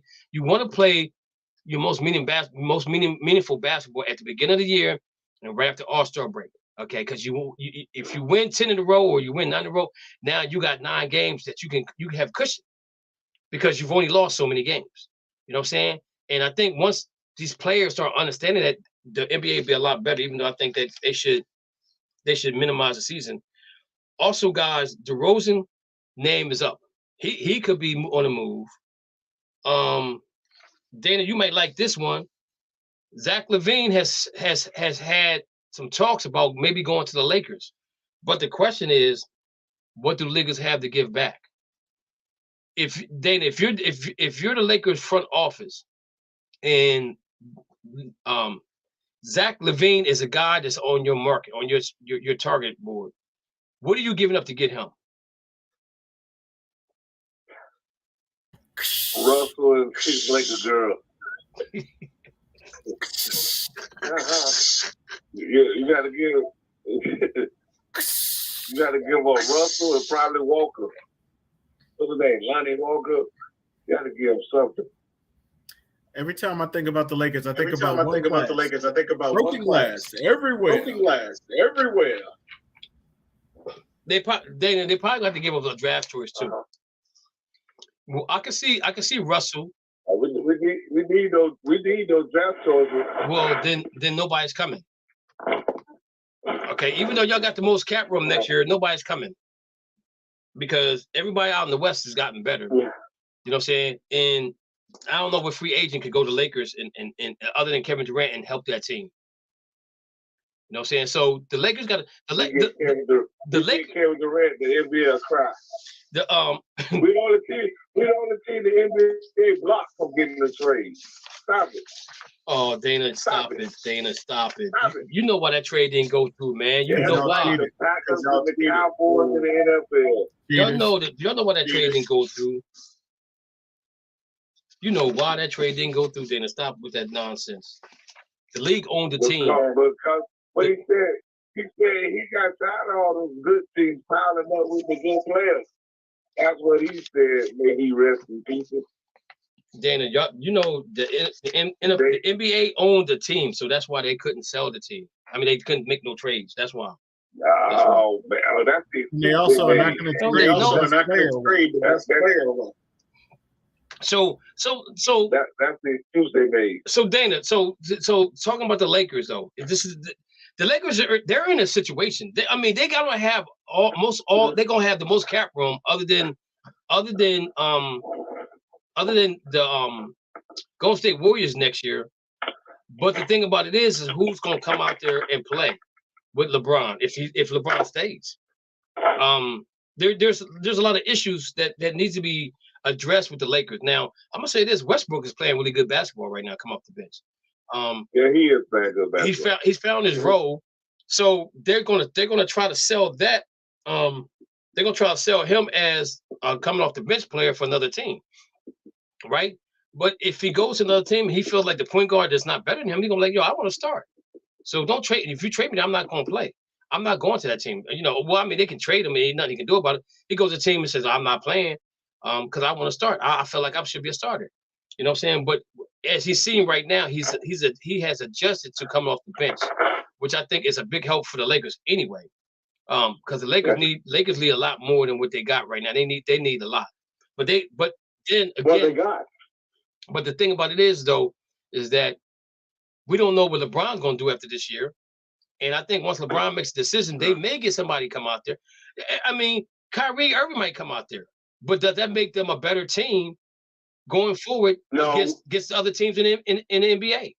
That's the question that needs to be asked. I'll be glad when the Celtics don't win the title this year. Why? More hate them. They're not winning the title. Not this year. That's right. Oh my Lord!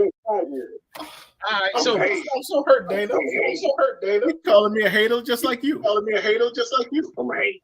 So okay, real quick. College basketball. Surprisingly, the Purdue Boilermakers are #1 in men's basketball. They're 12-0. UConn is right behind them. Is 13-0. I don't know who's the coach for UConn, but UConn came out of nowhere. You got Houston at all I know about Houston's five slammer jammer with Akeem Olajuwon and all them boys. Grandmama, all them. That was a bad dude. Grandmama. Bad. And then you got He was UNLV. I mean, not Grandmama. No. You talking about Clyde Drexler? Yeah. You talking about Grandmama was on UNV, the running Rebels. Yeah, but Five Slammers Jammer was Houston, right? That's what they call Houston. Yeah, but you said Grandmama. Grandmama was he was with UNLV. He was with UNLV. I'm sorry. You got Kansas at number 11. You got Kansas. put that both up. You got Kansas at 11-1. You got Arizona 12-1. You got Texas at 10-1. Tennessee's 10-2. Alabama's 10-2. Arkansas, man, look at this. Yo, I you know what? I keep trying to tell people the ACC is overrated. Do have nobody in the top. Yes, you have. Nobody in the top 10 is from the ACC. Why they always ended up playing for the championship? Because they give them the easy way out. That's How why. do you get the easy way out? They always play for They always. That's what everybody said. They always play for because they put them in a bracket. Yo, they put them in a bracket so they don't have to play each other until they maybe get to the finals. So who else gets put in the bracket that they ain't got to do that? Yo, ACC is overrated. They're overrated. I'm an NC State fan, so I'm an NC State fan. I don't care about UNC, but I went to UVA. Overrated. Who won the title last year in college basketball? Oh, I know my Tar Heels lost. Baylor was in it, wasn't it? Was that 2 years ago? Was that 2 years ago? It was Baylor last year. It was Baylor. 2 years ago. And who won it the year before that? It was 2 years ago. Wait a minute. That's pretty bad. We just showed the weekend. That just goes to show how much we don't really care about college basketball because you got too much of it. I ain't watching college basketball. Kansas won last year. No, Kansas didn't win. They beat North Carolina. USC. Oh, that's right. Yeah, Kansas did. Yeah, you're right. Baylor won the year before that. I was thinking about 2 years ago. It was Kansas. Yeah, we don't remember. I know UVA. I thought UVA won one of the last three. UVA? Yeah, they did. They won the one when they got knocked out in the first round. Then they came back that following year and they won. And that was fixed. That was fixed. That was fixed. UVA, right? Yeah, that was. I don't care. It still was fixed. That still was fixed. Whatever. Whatever. We see. We got 15 more minutes left. And you say that, and two of the ACC teams have won in the last 6 years. 5 years. 6 years. 5 years. Virginia and who else? North Carolina. In both years, it was fixed. The so Virginia the year year the wasn't Villanova fixed. one, it wasn't fixed. Villanova one, it wasn't fixed. No, Virginia for real. Virginia did do The well. final was the way that they gave him that foul. It was the way that they foul where gave he him that barely foul. touched his leg. I give Foul you where he that. barely touched his leg. Virginia did win. I give Virginia all the credit, but I'm not giving North Carolina no credit. You go the last Overrated. you go the last 6 years. Duke won. So we won three of the last 7. Yeah. Again, Duke is overrated too. I agree. Duke and North Carolina overrated. Duke and North Carolina overrated. UVA. So let's look at the NFL standings right now real quick. Buffalo's in. Miami's still playing for something.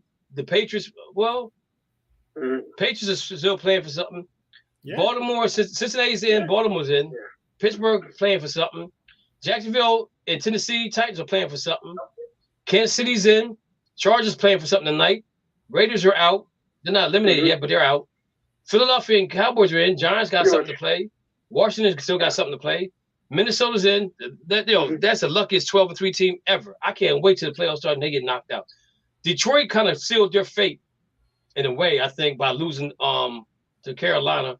I think Green Bay got something to play for. Tampa got something to play for. Tampa, Carolina, and the Saints got something to play. They all can make the playoffs. Seattle probably are done. Wait a minute. Who's eliminated? You know what, Who's eliminated? You've been talking about eliminated teams. That's eliminated. No Browns. That's eliminated. No Browns. I didn't talk about the teams that's eliminated because they're already eliminated. Why talk about them?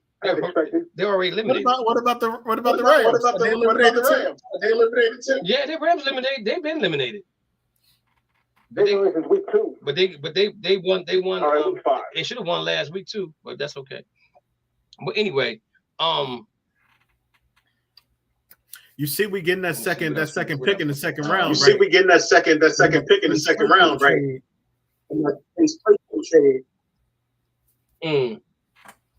So in the NBA, if the playoffs were to start right now,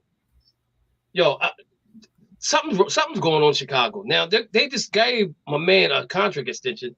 They're 14-18. It doesn't mean I don't understand that at all. I really don't.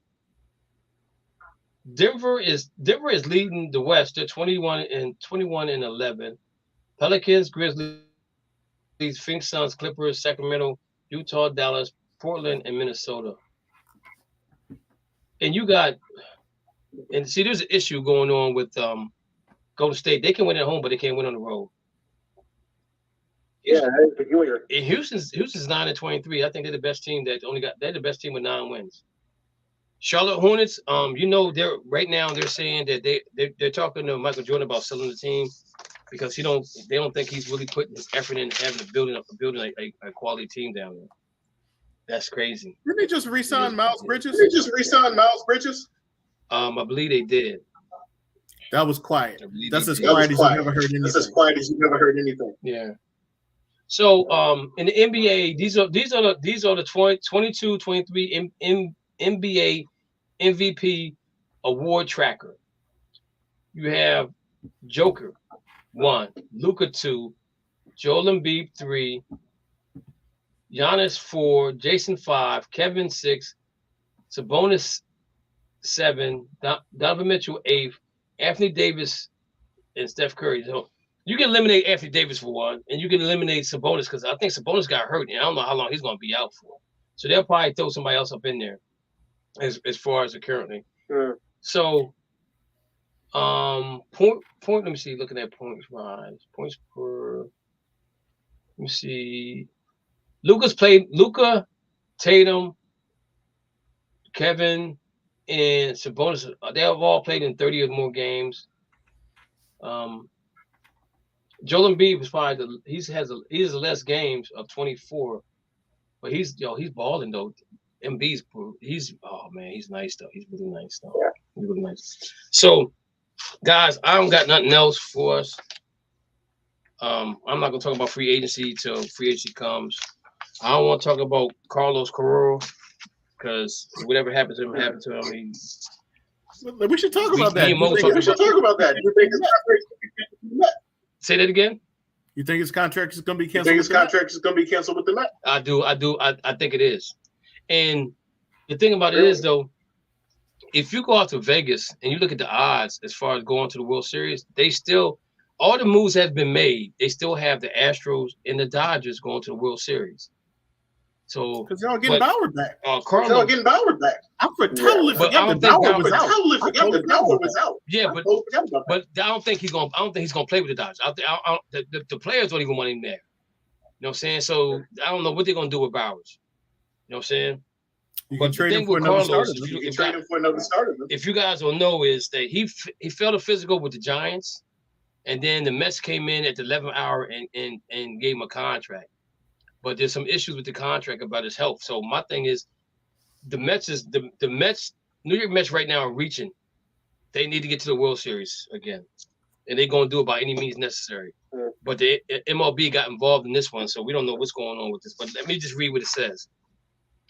Right. Carlos Correa seems to have moved on from the New York Mets without much incident after the San Francisco Giants would not clear him over concerns about his physical. Now, however, the same thing is reportedly happening again. The Mets came away with the concerns about Correa's surgery repair right leg after his physical, putting their agreement with the shortstop in jeopardy. According to Ken Rosenhoff and Dan Hayes of The Atlantic, Correa underwent his physical with the Mets on Thursday, which prompted the new concern. It's not clear what happens next, and both Correa and the Mets could find themselves in a bind. Working against the Mets is the fact that the owner, Steve Cohen, publicly talked about the pending deal on the record before it was made official. That could have made it very difficult for the Mets to renegotiate or back out of a deal, despite the reservation. Correa and his agent, Scott Boras, will also have ample reason to keep him with the Mets from a back out. The shortstop may have a difficult time finding a comparable contract offer on the open market, particularly now the two teams have raised the concerns about the same injury. The concern stems from injury Correa suffered 8 years ago, despite Correa never having landed on the injury list with anything stemming from it since then. It may have seemed very odd for the Giants to back out of a deal other than something like that. But they seem to be valid. It seems to be validated, and now that the Mets have the same concerns, the worry must be quite significant if a second team is balking over it as well. So my thing is, he passed a physical, he signed a contract. Now they're concerned about it. That doesn't make sense to me. Mets gonna be stuck. Mets gonna be stuck with that. They're gonna be stuck with that, guys. Anything else? All right. Well, guys, again, go ahead, Mo. I was just gonna say my Yankees picked up a starter. Carlos Rondon from NC State. And what happened with Judge? What happened with Judge?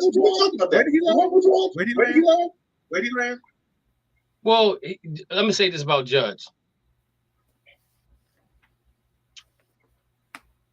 I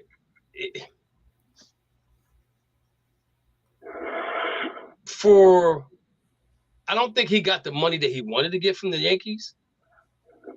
But my question is, did he ever want to leave the Yankees? Because he got more money from the Giants and told the Giants no. You know, what's the problem with the Giants? What's the problem with the Padres that nobody wants to go there? Now, they did sign a couple players, but I think they overpaid those players to come there and play, especially if Judge didn't want to go there to either one of them. You know what I'm saying? So something's going on with the Padres and something's going on with the Giants that nobody wants to go out there and play with them guys. So we'll probably find out later on down the line. But as you guys know, this is the last show for this year for Just Us Sports Talk Radio. My boy Dana had inboxed me today with some sad news that he's planning on to move on. He's going to go with NBC News as the cameraman for the little kids that play on the block. I love it. No, I'm just joking. So Dana Powell will be with me until he can figure out his show. He said he's working on everything right now to get it up and running, you know, and move on. So again, man, I want to thank you guys so much for hanging out with me for this last year, 2022. 2022 has been an eye-opening year for me in so many ways. Some good, some bad, but most of it good. The blessings that I'm receiving for so many things right now, I can only say it's by the grace of God and a praying mom who's prayed for me, even though she's not even here, she's still praying for me for all the good things that have been bestowed upon me within the last 3 to 4 months. As everybody know, in probably the second or third week in January, we'll be moving to Try 99 TV. You can download it on any smartphone, any smart device, download it, and we'll have our own TV station. It'll be called In the Zone Sports TV station. It's a subscription for it is $4.95. We hope you guys subscribe for it. Come watch us live on TV. Also, we have WTES radio, internet radio, where we'll have at least 4 shows on there, pre-recorded, but there'll be some of them we might be going live later on down the line. So we got a lot of stuff going on with what we're doing here. And if anybody ever told me that I'll be sitting here doing live sports on the internet, being seen all over the country and all over the world, I'd have called him a liar. I'm gonna be honest with you. Even though it's a passion of mine, it's a passion I love to do, love to talk about. But man, we're about to go with this thing. It's pretty special, man. It's pretty special for everybody that's involved with the network. That none of us were born to do this. None of us went to school to do this. We all self-taught ourselves. I taught some people, and some people taught some other people. Yeah. And so it was a chain reaction on how people got taught to do what they do. We got Mo over here that hopefully somewhere down the future, he gonna have his own show. You know what I'm saying? Because he loves talking about sports as much as I do. By that time period, it'll be Dr. Mo. All right, so he gonna be Dr. Mo in sports talk. You know what I'm saying? So it's gonna be, so it's so many good things, and so many blessings is coming from this. So many and the thing about it is when I first started coming out, when I first did what I'm doing, it wasn't about me. It was about everybody else that came along. Everybody else that came along with me when I took that jump, that leap of faith, to do this by myself, to make In the Zone Sports Talk Radio. And so I want to thank everybody for the commitment for this last year, 2022. 2023 is going to be a roller coaster ride as well, man. We're going to have so much fun. I mean, I just want to thank my wife, my daughter for their support, for helping me or just being there for me. Rest of my family that come through every now and then and hollers at me on the show. We're just doing some great things here, man. We're going to have a lot of fun going in 2023, man. Earlier today, I was online talking to people, trying to get everything set up. I got a couple of things taken care of. Still got some more stuff that need to be done. But hopefully we'll be ready. We'll be up and running. I would probably say maybe the 3rd week in January probably would be the week that we definitely have everything up and running. Mo, I will send some information to you too, just in case you want it as well. And Dana, once Dana has his show, we will take care of Dana as well. Again, if somebody's out there that like to do what we like to do, just inbox me, and we're gonna get you started. We're gonna have some fun with what we about to do. Sister Soldier's gonna have a show coming up as well. Just waiting to hear back on her and her partner. So we got a lot of stuff going on. We got a lot of stuff going on, man. Hated on my Dolphins last night. Dana, the Dolphins hated on themselves yesterday. They ain't need no help. But anyway, guys, I want to thank y'all again, man, for just hanging out with me, man, and just having fun doing what we do, man. It means so much to me, you know what I'm saying?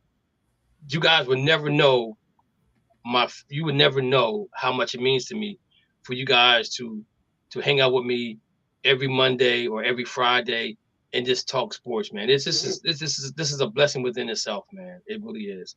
So I just want to thank everybody.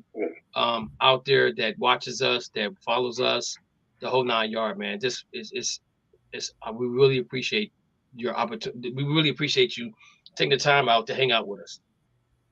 Anybody else got any thoughts before we end the night? Go ahead, Mo. I just got to say that I appreciate you pushing me to say you got time until you start your doctorate to actually get on this, because this has been a wild and fun ride, man. And I just want to thank you for all the people that you've put on as well. I know a few of them that I've seen their different shows, and I know that they definitely credit you. So you are a credit to what you do as well. So I just want to say thank you for the people who can't be here right now as well. Dana can speak for himself, hater. Dana, any comment? No, I'm just ready to get my show started. It's going to be one of them shows you're going to love to hate it. Lou, you got anything? Yes, I do. I mean, it's been a great ride for the last 6 years now, going on 7. Hoping to look forward to continue on with 2023 and beyond. And if it wasn't for you and Betty, I might not be doing this. So I owe both of you a great deal. And let me tell you guys. Let me tell you guys a little story about Lou. Okay, so Betty was on the air doing the show, and Betty got sick. And so I said to Lou, Lou, would you mind taking over Betty's show? He's like, sure. He took it over and ran with it. He ran with the show. And I was sitting and listening to his show. I was like, oh man, he really knows what he's talking about. You could tell the passion in his voice, right? Lou has probably been with me the longest. I think he's been the longest that from in the zone. From Talk to Me to here, he's been with me the longest. And he keeps doing a good job, man. And sometimes I inbox Lou. I was like, yo, can you talk? He first thing he said, did I do something wrong? I said, man, if you did something wrong, it's okay. You can mess up. You're the only one that got that privilege. You can mess up. Everybody else can't mess up. You know what I'm saying? But I thank Lou for everything he does. I thank his family for their support with Lou and everything. Man, it's just man, this is just fun. I mean, yo, we might be able to get paid to do something we love to do. Man. Love it. That's a good thing. That's a good thing. Even though the residual ain't gonna be big, but it's gonna be something. But man, it's just the thought, man. Just the thought, man. So, all right, I'm gonna let you guys go so y'all can watch the game. I'll holler back. Happy New Year. All right. Yeah, Happy New Year's, everybody out there. Happy birthday to me. Happy birthday to me. Your birthday's on New Year's, right? New Year's. That's right. Cash, gifts, everything. Everything. In my way. All right. So Thank you for listening to the Just Us Sports Talk Show. You have been entertained in the sports world by K. Dix from Harrisburg, Pennsylvania, the small city with a large heart. Dana the Hater Clark from St. Petersburg, Florida. G-Dub from Austin, Texas. Murray E. Baskerville from Be More Careful, Baltimore, Maryland. And Coach Ricky from Charleston, South Carolina. Remember, we throw stones and we do live in glass houses. Big time players make big time plays and big time games. Stay ready to be ready.